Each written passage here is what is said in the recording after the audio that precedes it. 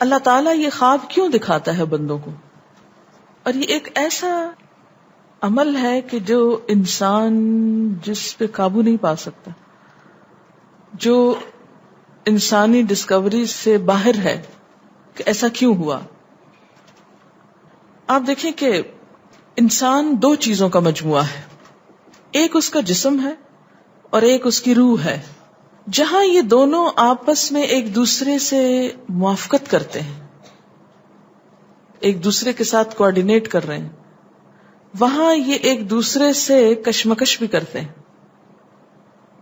بعض اوقات جسمانی خواہشات روح پر غالب آ جاتی، بعض اوقات روحانی کیفیات جسم پر غالب آ جاتی.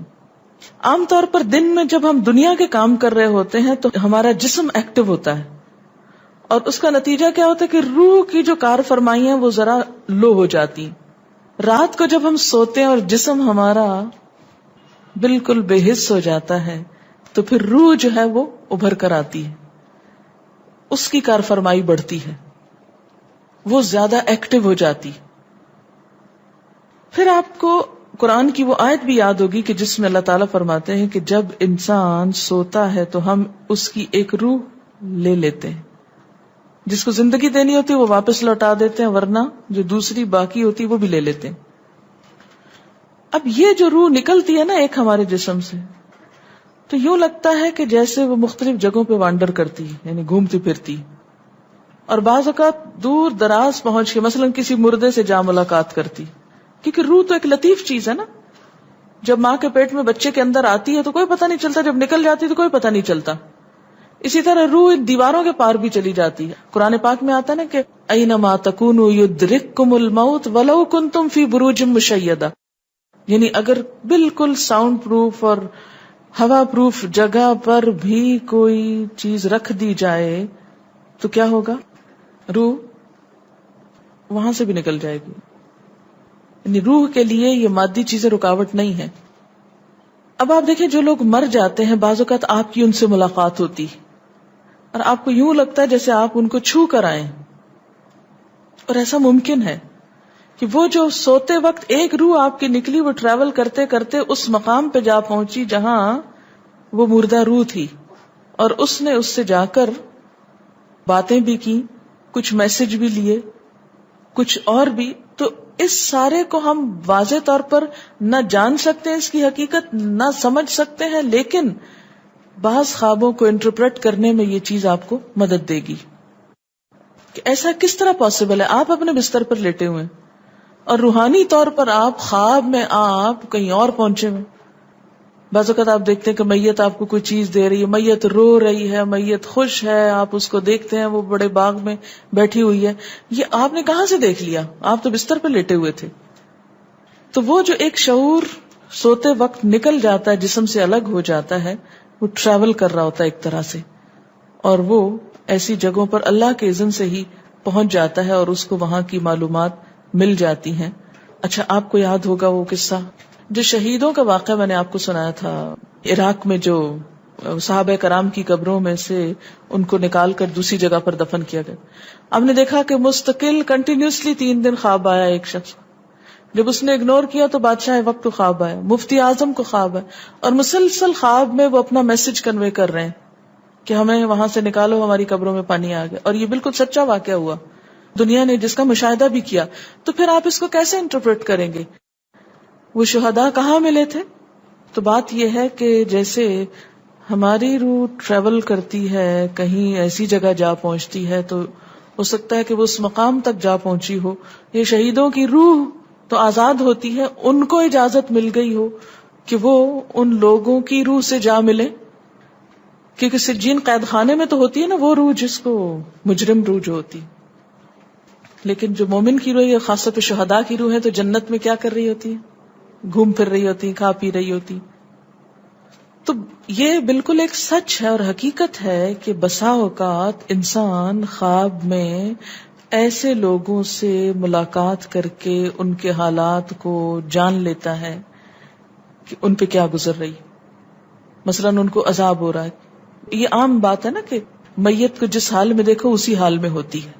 یعنی اگر خواب میں دیکھیں کسی نے اپنے والدین کو دیکھا کہ وہ بہت رو رہے ہیں فوت ہونے کے بعد، تو کیا کرنا چاہیے؟ ان کی طرف سے صدقہ دعا کرنی چاہیے. یہ بھی اللہ کی ایک رحمت ہوتی ہے کہ ان کو موقع دے دیا جاتا ہے کہ وہ اپنا میسج کنوے کر دیں. ایک طرح سے وہ اس کے دل کی بات نہیں ہوتی، الا یہ کہ آپ کسی انسان کے بارے میں بہت برا گمان رکھتے ہیں اور آپ اسے دیکھتے ہیں کہ وہ رو رہا ہے یا کچھ، لیکن کئی اور لوگ دیکھتے ہیں کہ وہ ہنس رہا ہے، کھیل رہا ہے. تو اس کا مطلب یہ ہے کہ پھر آپ ان دو کو کنٹرڈکشن کیسے دور کریں گے؟ تو پھر آپ یہ دیکھیں گے کہ جس نے خواب دیکھا ہے اس کا اپنا نظریہ اس شخص کے بارے میں کیا تھا، کیونکہ اس کی اپنی بدگمانی تو نہیں اندر چھپی ہوئی تھی کہ جو سوتے وقت اوپر ابھر آئی اور اس نے وہ روپ اس طرح کا دکھا دیا. پھر وہ حدیث نفس میں آ جائے گی، دل کی بات میں وہ چیز آ جائے گی. ٹھیک. تو نبوت کا جیسے انبیاء علیہ السلام کو کچھ غیب کی خبریں دے دی جاتی تھی، اسی طرح عام انسانوں کو خواب کے ذریعے کچھ غیب کی خبریں دے دی جاتی ہیں. لیکن کسی بھی خواب کے سچا ہونے کی آپ کوئی دلیل نہیں رکھتے. ایز سچ واضح بات یہ نہیں کہہ سکتے کہ میں نے جو خواب دیکھا وہ بالکل سچ ہو جائے گا، یہ آپ دعویٰ نہیں کر سکتے. نبوت کا تو دعویٰ کیا جا سکتا ہے، لیکن آپ اپنے خواب کا دعویٰ نہیں کر سکتے کہ میں نے جو دیکھا ہے وہ بالکل سچ دیکھا. ہو سکتا ہے آپ کو شیطان نے ڈرایا ہو سکتا ہے کہ آپ کے اپنے دل کی سوچیں اور خیالات اس میں آ رہے ہوں، اور خصوصاً اس وقت جب دو متضاد آپ کو خبریں ملے. مثلا ایک شخص آپ کے پاس آتا ہے، وہ کہتا ہے کہ میں نے آپ کے بارے میں بہت اچھا خواب دیکھا. دوسرا آتا ہے کہتا ہے کہ میں نے آپ کو اچھے حال میں نہیں دیکھا. اب یہ فرق کس چیز کا ہو گیا؟ اس کے اپنے گمان کا فرق ہے.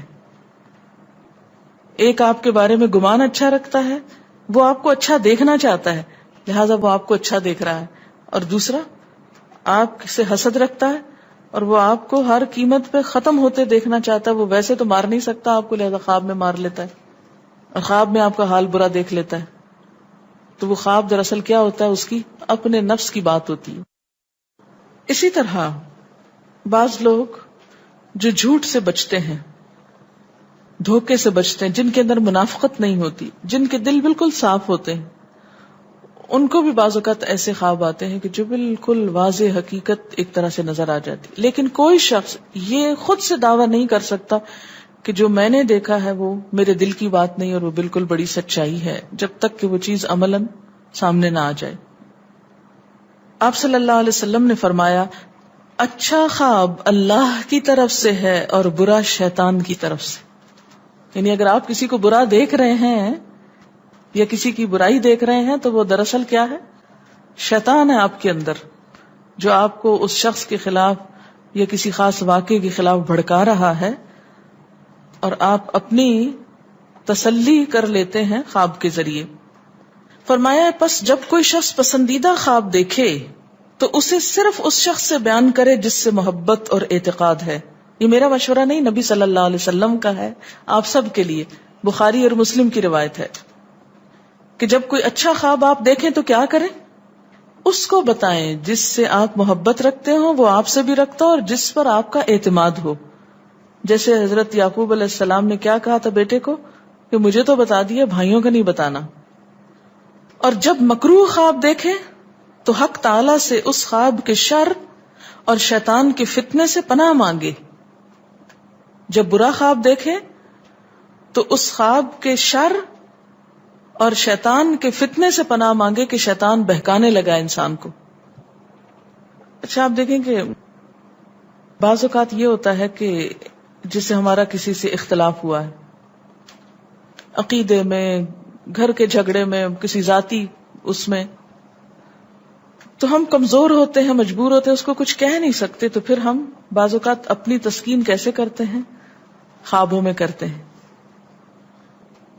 مثلا ایک لڑکا کسی سے شادی کرنا چاہتا ہے اور وہ کر نہیں پاتا، اس کو وہ رشتہ مل نہیں رہا، تو وہ خواب میں دیکھتا ہے کہ اس کی شادی اس سے ہو گئی ہے، اس لڑکی سے. تو بعض خوابوں کی نوعیت بس صرف اتنی ہوتی، اس سے زیادہ اس کی حقیقت نہیں ہوتی. اچھا بعض اوقات جیسے کسی سے ضد ہے، عداوت ہے، دشمنی ہے آپ کی، اب آپ اس کو خواب میں برا دیکھ رہے ہیں، اس کی برائی دیکھ رہے ہیں، تو یہ دراصل کیا ہے؟ شیطان کا شر ہے جو آپ پہ غالب آ گیا ہے. آپ اس کی برائی چاہتے ہیں، ویسے کچھ کر نہیں پاتے، مجبور ہیں آپ، تو آپ خواب کے ذریعے وہ اپنی تسلی کر لیتے ہیں.